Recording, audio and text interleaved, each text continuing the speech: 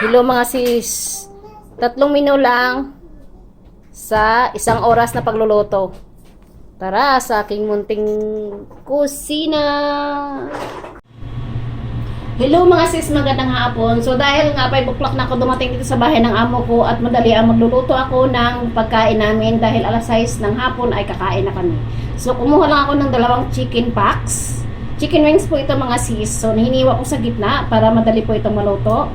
So sundan nyo ang video na ito para may marami kayong natutunan. Kahit kunti may share ako sa inyo. Sa mga baguhan dito sa Hong Kong, sa mga kapwa nating OFW na nahihirapan gumawa ng pagkain sa mga amo, tara samahan niyo ako kung paano ito maluluto ang ating chicken wings sa simpleng paraan.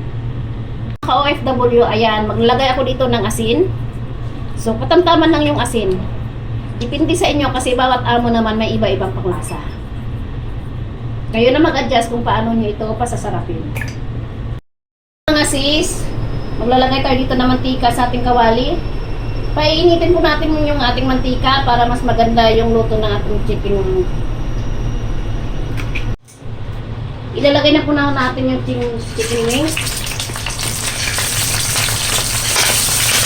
Aray, ganito talaga pag nagpunta ka. Balik rin na natin yung ating chicken wings.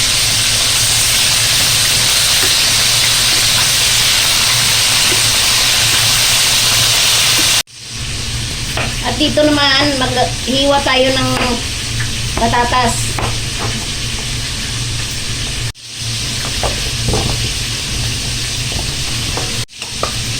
Maglagay lang tayo dito ng konting asin para may lasa naman yung ating patatas.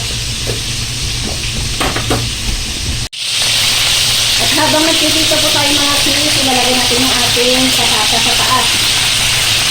Huwag muna natin halawin yan.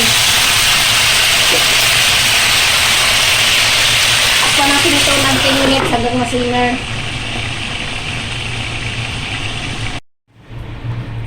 At dito naman sa ating chicken wings, pagkatapos natin ilagay yung patatas at sinimmer ng 10 minutes, maglagay tayo ng konting tubig.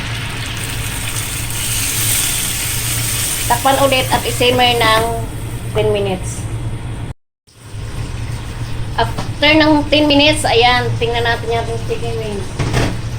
So, haluin na natin ito para hindi pasira yung ating wings. O, diba? Tingnan nyo, naka-golden brown pa rin. O, diba?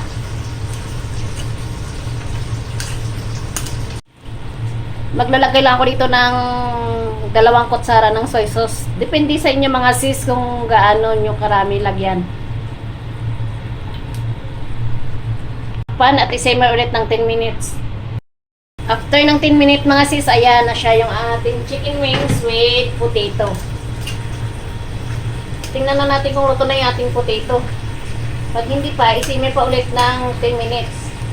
Pero paki-check nyo lang mga sis kung masusunog yung ating chicken wings.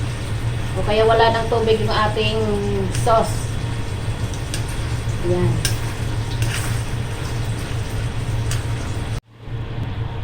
Takpan natin ulit at isimmer ulit ng 10 minutes. So after ng 10 minutes ulit, buksan natin yung chicken wings. So tingnan natin yung potato kung okay na ba.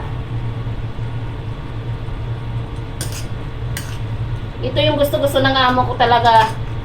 Pag nagluluto ako ng chicken wing, gusto nila yung may potato. At ito na mga sis, luto na yung ating chicken wings with potato. Maraming salamat po and God bless you all. Ingat! Bye-bye!